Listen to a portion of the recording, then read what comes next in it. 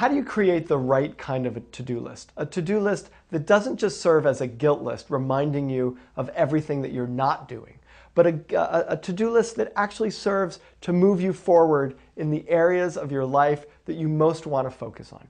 Well, to create that kind of a list, first thing you have to do is identify what it is that you want to focus on.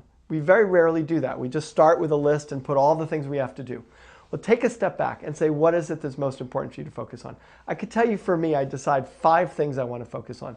The first is do great work with my current clients. The second is to grow and develop my business. The third is to speak and write about my ideas. The fourth is creative pursuit, some kind of creative pursuit that's not going to necessarily bring me money, but is going to fulfill me. And the fifth is to nurture myself and my family. Those are my 5 top areas of focus. And I liken this to my buffet problem, because I not only have a time management problem, I have a buffet problem. And my buffet problem is that I go to a buffet and everything looks so great and so enticing, and I want to eat everything.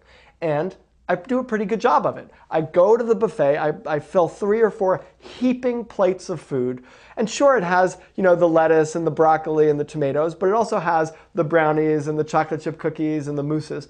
And I bring it to my table, and my wife looks at me and says, are you okay? Are you okay? And I say, yeah, I got this, I'm under control, which means I don't. And then I fill myself up and I leave the table bloated and feeling sick. And the problem is, what I want to eat in the moment is different than what I want to have eaten. What I want to eat in the moment is different than what I want to have eaten. And that is our time management problem. What we want to do in the moment is different than what we want to have done by the end of the day.